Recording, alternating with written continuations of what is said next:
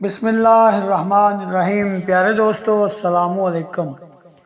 فاتح بیت المقدس سلطان صلاح الدین ایوبی رحمہ اللہ علیہ، خادم الدین البرق اور علی بن سفیان صرف رفیق کار ہی نہیں تھے، ان کی گہری دوستی بھی تھی۔ وہ ہم عمر تھے، انہوں نے اکٹھے مار کے لڑے تھے۔ دونوں سلطان ایوبی کے پرانے ساتھی تھے۔ اتنی گہری دوستی کے باوجود البرق نے علی بن سفیان سے دوسری شادی چھپا رکھی تھی۔ علی کو معلوم ہوا تو اس نے البرق کے ساتھ اس ضمن میں کوئی بات نہیں کی۔ وہ اس کی بیوی کی وساطت سے اس کے گھر کا معمہ حل کرنے کی کوششوں میں لگا ہوا تھا۔ اس نے البرق کے مکان اور اس مکان کے درمیان اپنے جاسوسوں میں اضافہ کر دیا تھا، جہاں البرق کی نئی بیوی رات کو جایا کرتی تھی۔ البرق کی پہلی بیوی کے ساتھ باتیں کیے 2 راتیں گزر گئی تھی، لڑکی باہر نہیں نکلی تھی۔ جاسوس پوری رات بیدار رہے تھے۔ تیسری رات نصف شب سے ذرا پہلے علی بن سفیان گہری نیند سویا ہوا تھا۔ اس نے اپنے عملے اور اپنے ملازموں سے کیا رکھا تھا کہ وہ جب چاہیں اسے جگا سکتے ہیں۔ وہ ان حاکموں سے مختلف تھا جو کسی کو آرام میں مخل ہونے کی اجازت نہیں دیتے تھے۔ اس رات علی کو ملازم نے گہری نیند سے بیدار کیا اور کہا عمر آیا ہے، گھبرایا ہوا ہے۔ علی بن سفیان کمان سے نکلے ہوئے تیر کی طرح کمرے سے نکلا، صحن 2-3 چھلانگوں میں عبور کیا اور ڈیوری سے باہر نکل گیا۔ اس کے عملے کا ایک آدمی باہر کھڑا تھا۔ اس نے کہا ملازم کو دلائیں، 10-12 سوار فوراً منگوائیں، اپنا گھوڑا جلدی تیار کریں، پھر آپ کو بتاتا ہوں کہ کیا ہوا ہے۔ علی بن سفیان نے نائب کو 14 مسلح سوار اور اپنا گھوڑا اور تلوار لانے کو دلایا اور عمر سے پوچھا کہو کیا بات ہے۔ عمر اور آذر نام کے 2 جاسوس آصفہ کو دیکھنے کے لیے متعین تھے۔ علی بن سفیان نے انہیں حکم دے رکھا تھا کہ لڑکی گھر سے نکل کر کہیں جائے تو اسے فوراً اطلاع دی جائے۔ عمر بڑی خطرناک اطلاع لے کر آیا تھا۔ اس نے بتایا کہ تھوڑی دیر گزری، البرق کے گھر سے سیاہ چادر میں سر سے پاؤں تک لپٹی ہوئی ایک عورت نکلی۔ 50-60 گز آگے گئی تو البرق کے گھر سے اسی لباس میں ایک اور عورت نکلی۔ وہ بہت تیز اگلی عورت کے پیچھے چلی گئی۔ جب اس سے ذرا دور رہ گئی تو اگلی عورت رک گئی۔ دونوں جاسوس چھپے ہوئے تھے، انہیں کوئی دیکھ نہ سکا۔ وہ تعقب میں بھی چھپ کر کرتے تھے۔ دونوں عورتوں میں نہ جانے کیا بات ہوئی۔ ان میں سے ایک نے تالی بجائی، کہیں قریب سے ایک آدمی نکلا۔ اس نے بعد میں آنے والی عورت کو پکڑنا چاہا۔ عورت نے اس پر کسی ہتھیار کا وار کیا جو اندھیرے میں نظر نہیں آتا تھا۔ اس آدمی نے بھی اس پر کسی ہتھیار سے وار کیا جو عورت پہلے آئی تھی۔ اس کی آواز سنائی دی، اسے اٹھا کر لے چلو۔ دوسری عورت نے اس پر وار کیا، اس کی چیخ سنائی دی۔ دوسری عورت نے اس پر ایک اور وار کیا اور آدمی کا وار بچایا بھی۔ دونوں عورتیں زخمی ہو گئی تھی۔ عمر علی بن سفیان کو اطلاع دینے دوڑ پڑا۔ آذر وہیں چھپا رہا، اسے یہ دیکھنا تھا کہ یہ لوگ کہاں جاتے ہیں۔ علی بن سفیان نے اس قسم کی ہنگامی حالات کے لیے تیز رفتار اور تجربہ کار لڑاکا سواروں کا ایک دستہ تیار رکھا ہوا تھا۔ یہ سوار اپنے گھوڑوں کے قریب سوتے تھے، زینے اور ہتھیار ان کے پاس رہتے تھے۔ انہیں یہ مشق کرائی جاتی تھی کہ رات کے وقت ضرورت پڑنے پر وہ چند منٹوں میں تیار ہو کر ضرورت کی جگہ پہنچے۔ وہ اس قدر تیز ہو گئے تھے کہ علی بن سفیان کے ملازم نے دستے کے کماندار کو اطلاع دی کہ 14 سوار بھیج دو، تو وہ علی بن سفیان کے کپڑے بدلنے اور اس کا گھوڑا تیار ہونے تک پہنچ گئے۔ علی بن سفیان کی قیادت اور عمر کی رہنمائی میں وہ واردات کی جگہ پہنچے۔ 2 سواروں کے ہاتھوں میں ڈنڈوں کے ساتھ تیل میں بھیگے ہوئے کپڑوں کی مشلیں تھی۔ وہاں 2 لاشیں پڑی تھی۔ علی بن سفیان نے گھوڑے سے اتر کر دیکھا، ایک البرق کی پہلی بیوی تھی، دوسرا آذر تھا، عمر کا ساتھی۔ دونوں زندہ تھے اور خون میں ڈوبے ہوئے تھے۔ آذر نے بتایا کہ وہ البرق کی بیوی کو پھینک کر چلے گئے تو وہ اس کے پاس گیا۔ اچانک پیچھے سے کسی نے اس پر خنجر کے 3 وار کیے، وہ سنبھل نہ سکا، حملہ آور بھاگ گیا۔ آذر نے بتایا کہ دوسری عورت البرق کے گھر کی طرف نہیں گئی بلکہ ادھر گئی ہے جہاں وہ پہلے جایا کرتی تھی۔ عمر کو اس گھر کا علم تھا۔ علی بن سفیان نے 2 سواروں سے کہا کہ وہ دونوں زخمیوں کو فوراً درا کے پاس لے جائیں اور ان کا خون روکنے کی کوشش کریں۔ باقی سواروں کو وہ عمر کی رہنمائی میں اس مکان کی طرف لے گیا جہاں آصفہ پہلے کئی بار جاتے دیکھی گئی تھی۔ وہ پرانے زمانے کا ایک بڑا مکان تھا، اس سے ملحق کئی اور مکان تھے۔ پچھواڑے سے گھوڑے کے ہنہنانے کی آواز آئی۔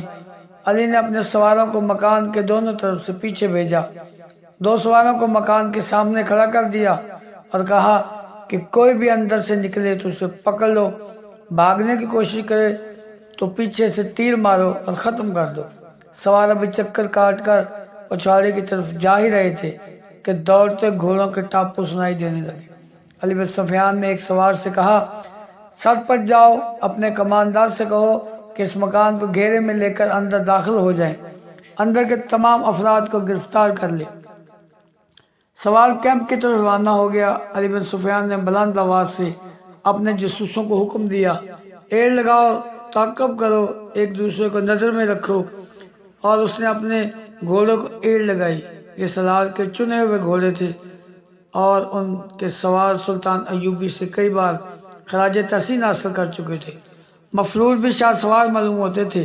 ان کے گھوڑوں کے ٹاپو بتاتے تھے کہ اچھی نسل کے بہت تیز دوڑنے والے گھوڑے ہیں۔ یہ شہر کا علاقہ تھا جہاں مکان کی رکاوٹیں تھیں، گلیاں تھیں اور گھوڑوں کے دوڑ کی کشادہ نہیں تھی۔ ان سے آگے کھلا میدان تھا، اندھیرے میں گھوڑے نظر نہیں آئے تھے، ان کی آوازوں پر تعقب ہو رہا تھا۔ وہ جب کھلے میدان میں گئے تو ان کا چھپنا مشکل ہو گیا۔ افق کے پس منظر میں وہ سایوں کی طرح صاف نظر آنے لگے۔ وہ چار تھے، انہوں نے کم و بیش 100 گز کا فاصلہ حاصل کر لیا تھا۔ وہ پہلو بہ پہلو جا رہے تھے۔ علی بن سفیان کے حکم پر دو سواروں نے اسی رفتار سے گھوڑے دوڑاتے ہوئے تیر چلائے۔ تیر شاید خطا گئے تھے، بھاگنے والے دانشمند معلوم ہوتے تھے۔ تیر ان کے قریب سے یا درمیان سے گرے تو انہوں نے گھوڑے پھیلا دیے۔ وہ کٹے جا رہے تھے، ان کے گھوڑے کھلنے لگے۔ نہایت اچھے طریقے سے گھوڑے ایک دوسرے سے خاصے دور ہٹ گئے۔ علی بن سفیان کا دستہ بہت تیز تھا، فاصلہ کم ہوتا جا رہا تھا، مگر بھاگنے والوں کے گھوڑے اور زیادہ ایک دوسرے سے ہٹتے جا رہے تھے۔ آگے کھجور کے پیڑوں کا جھنڈ آ گیا۔ ان کے گھوڑے وہاں اس طرح ایک دوسرے سے دور ہٹ گئے کہ دو دائیں طرف اور دو کھجوروں کے بائیں طرف ہو گئے۔ یہ جگہ اونچی تھی، گھوڑے اوپر اٹھے اور غائب ہو گئے۔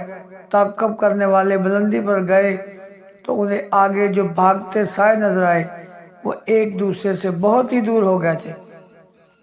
پھر وہ اتنی دور دور ہو گیا کہ ان کا رخ ہی بدل گئے۔ علی بن سفیان جان گیا کہ ان کے سواروں کو منتشر کرنا چاہتے ہیں۔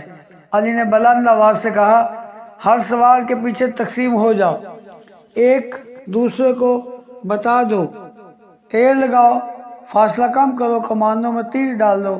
سوار تقسیم ہو گئے، سب نے کندھوں سے کمانے اتار کر تیر ڈال لیے اور تقسیم ہو کر ایک ایک گھوڑے کے پیچھے گئے۔ ان کے گھوڑوں کی رفتار اور تیز ہو گئی۔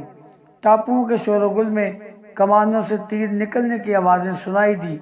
کسی نے للکار کر کہا، ایک کو مار لیا، گھوڑا بے قابو ہو گیا ہے۔ ادھر علی بن سفیان کے ساتھ جو دو سوار تھے انہوں نے بیک وقت تیر چلائے۔ اندھیرے میں تیر خطا جانے کا ڈر تھا اور تیر خطا جا بھی رہے تھے، پھر بھی انہوں نے ایک اور گھوڑے کو نشانہ بنا لیا۔ یہ گھوڑا بے قابو ہو کر اور گھوم کر پیچھے کو آیا۔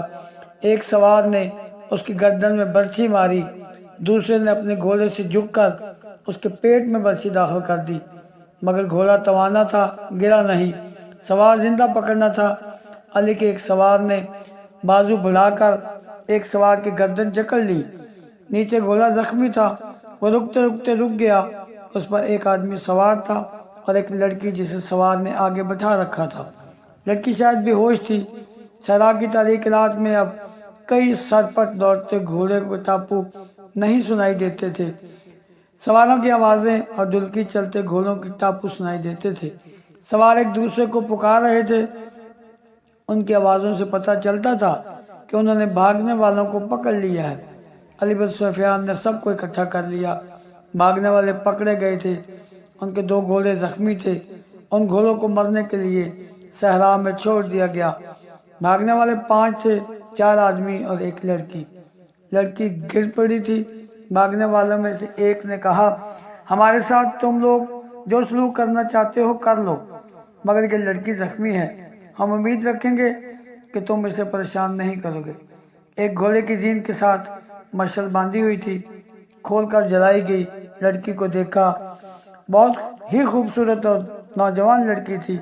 اس کے کپڑے خون سے سرخ ہو گئے تھے، اس کے کندھے پر گردن کے قریب خنجر کا گہرا زخم تھا، اس سے اتنا خون نکل گیا تھا کہ لڑکی کا چہرہ لاش کی طرح سفید اور آنکھیں بند ہو گئی تھی۔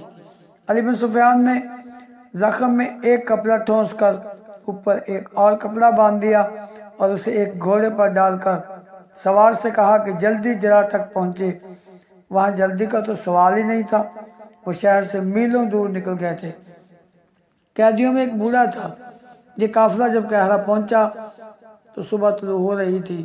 سلطان کو رات کے واقعے کی اطلاع مل گئی تھی۔ علی بن سفیان ہسپتال گیا۔